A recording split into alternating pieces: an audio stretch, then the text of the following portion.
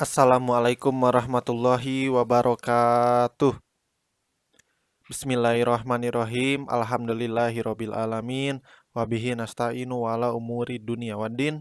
Wassalatu wassalamu ala asrafil anbiya'i wal mursalin wa ala alihi wa sahbihi ajmain. Amma ba'du. Rabbi srohli sodri wa yassirli amri wahlul uqdatam min lisani yafqahu qauli.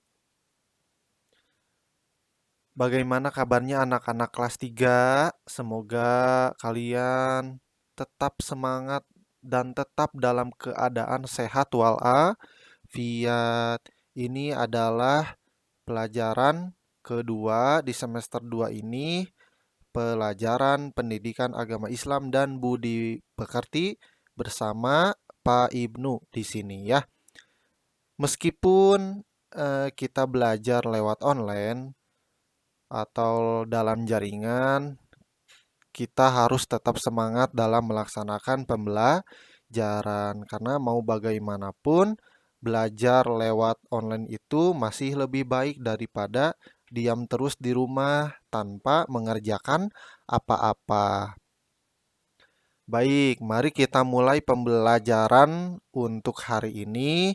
Kalian boleh sambil buka buku paketnya dan buka halaman 96 ya. Kemudian setelah dibuka halaman 96, kita akan mulai materi ini dengan judul Mohon Pertolongan. Ayo siapkan bukunya, siapkan alat tulisnya. Nanti di akhir akan ada tugas seperti biasa ya. Bismillahirrahmanirrahim. Allah Subhanahu wa Ta'ala sebagai satu-satunya tujuan dalam beribadah. Jadi kita itu beribadah, sholat, baca Al-Quran, berbakti kepada orang tua, belajar, itu termasuk ibadah. Ibadah itu untuk siapa? Yaitu untuk Allah. Tujuan beribadah kita itu untuk Allah. Jadi bukan untuk orang lain, tapi beribadah untuk Allah sebagai bekal kita nanti di akhirat. Karena ketika kita sudah meninggal, kita tidak akan membawa apa-apa kecuali membawa amal perbuatan kita, baik perbuatan soleh maupun yang jelek. Kemudian hanya kepadanya kita memohon pertolongan Allah Subhanahu wa Ta'ala. Jadi kita tidak boleh memohon kepada selain Allah, melarang hambanya memohon pertolongan kepada selain Allah. Kita tidak boleh minta bantuan kepada dukun, kepada orang-orang pintar yang ternyata dukun juga. Nah, itu tidak boleh, apalagi berdoa atau memohon kepada pohon, kemudian menyimpan makanan sebagai bentuk penghambaan kepada pohon. Nah, itu tidak boleh dalam Islam. Dalam Islam kita harus menyembah kepada Allah, tidak boleh memohon pertolongan kepada selain Allah. Kemudian Allah berfirman dalam surat Al-Fatihah ayat 5. Bismillahirrahmanirrahim. Iyyaka na'budu wa iyyaka nasta'in. Artinya, hanya kepada Engkaulah kami menyembah dan hanya kepada Engkaulah kami memohon pertolongan. Jadi materi ini ternyata ada dalam Al-Quran, yaitu dalam surat Al-Fatihah ayat 5 yang berbunyi iya karena budua iya kanas tain. Artinya adalah hanya kepada Engkaulah kami menyembah dan hanya kepada Engkaulah kami memohon pertolongan. Jadi kalau meminta pertolongan itu kepada Allah, meminta pertolongan kepada Allah itu dengan apa? Dengan berdoa gitu ya. Kemudian kalau kita sakit, kita meminta pertolongan ke siapa? Kepada Allah. Loh, kok kepada Allah bukannya ke dokter? Iya, kita tujuannya untuk meminta pertolongan itu kepada Allah, tapi jalannya lewat lewat dokter. Jadi dokter itu sebagai perantara ya atau sebagai jalan menuju Allah karena yang bisa langsung menyembuhkan kepada badan kita adalah seorang dokter ya.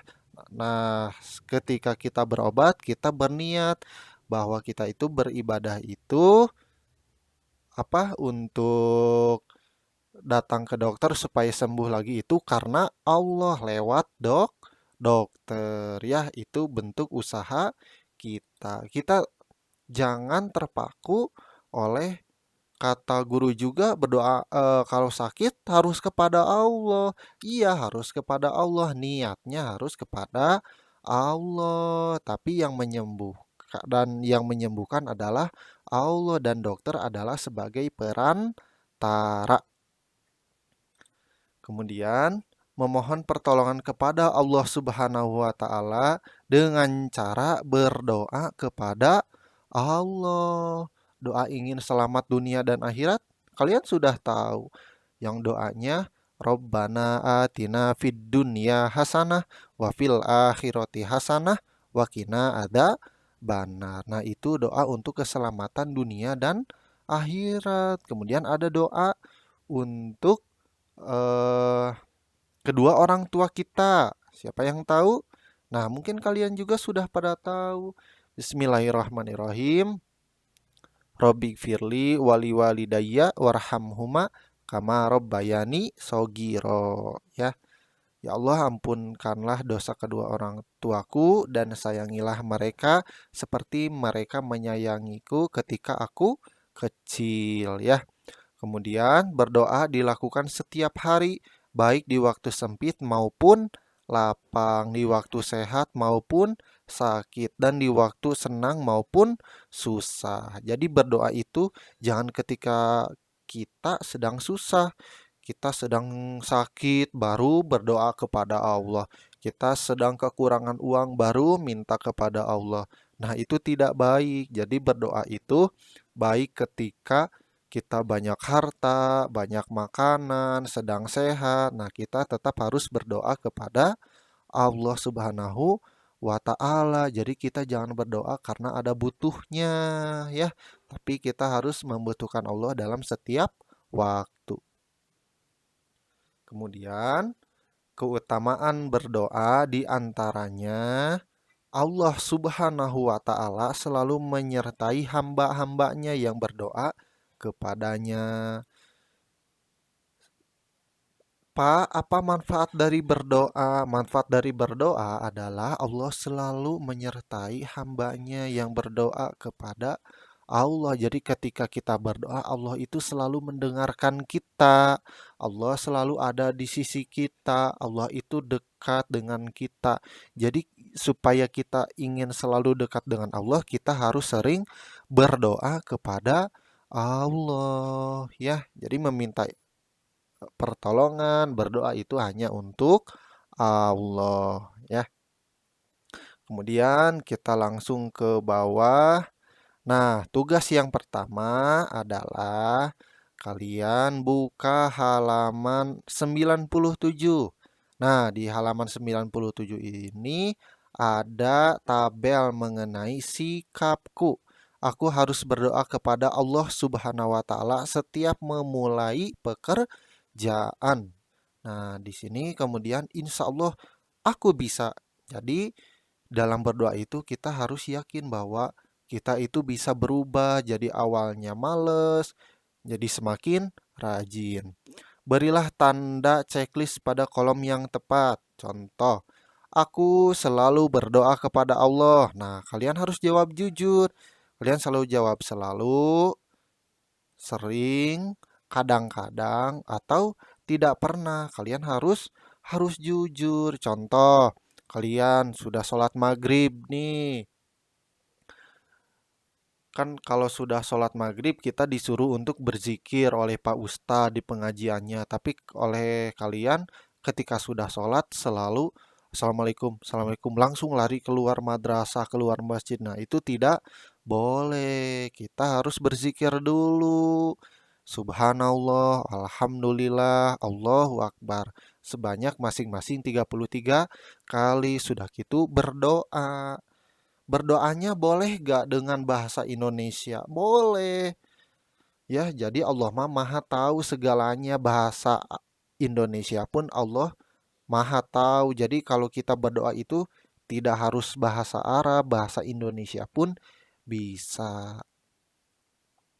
Kemudian nomor duanya, aku selalu memohon pertolongan hanya kepada Allah Subhanahu wa Ta'ala. Dan ketiga, aku selalu berdoa setiap memulai pekerjaan. Nih, kalau kalian mau masuk WC, selalu baca doanya enggak? Kalau mau masuk masjid, suka baca doa? Tidak. Nah, kalian harus checklist di sini. Ah, saya mah kadang-kadang baca doanya juga kalau ingat. Kalian isi di kadang-kadang. Bapak saya mah jarang berdoa. Gimana? Ya udah isinya di kolom tidak pernah ya. Kemudian di bawahnya lagi ada soal 5 soal ya. Di halaman 98. Kalian buka halaman 98. Nah, kalian tabel tadi, kemudian dan soal ini ditulis di buku kalian masing-masing ya. Tulis soalnya, kemudian jawabannya sama di buku, kemudian fotokan ke Pak Ibnu ya. Bapak tunggu tugasnya hari ini sampai jam 3 sore atau maksimal jam 5 sore ya. Bapak tunggu dikirim ke WA Pak Ibnu, Bapak tunggu tugasnya. Yang pertama, Allah Subhanahu wa Ta'ala sebagai satu-satunya tujuan dalam titik-titik. Nomor dua, memohon pertolongan hanya kepada titik-titik ya. Terus kalian isi sampai bawah sampai nomor 5 ya. Kemudian ini ada tugas lagi pada halaman 99 yang berjudul Ayo Berlatih 2. Kemudian isi yang ayo renungkan nomor 1 dan nomor 2. Nah, yang nomor 1, apa yang kamu pelajari hari ini, kamu tuliskan di sini. Yang kamu pelajari itu baik tentang agama, pelajaran agama, tema dan sebagainya. Kalian tulis di sini ya, apa yang kamu pelajari hari ini. Kemudian nomor 2, doa apa saja yang pernah kamu baca. Tuliskan doa apa aja judulnya ya, judulnya saja. Doa mau makan, saya sering tulis doa mau makan. 1 doa mau makan, 2 doa mau tidur, 3 doa bangun tidur dan sebagainya ya. Ini tugas yang ketiga ya. Yang pertama adalah yang tabel, yang kedua adalah soal yang berjumlah 5, kemudian ayo berlatih yang terdiri dari 2 soal saja ya.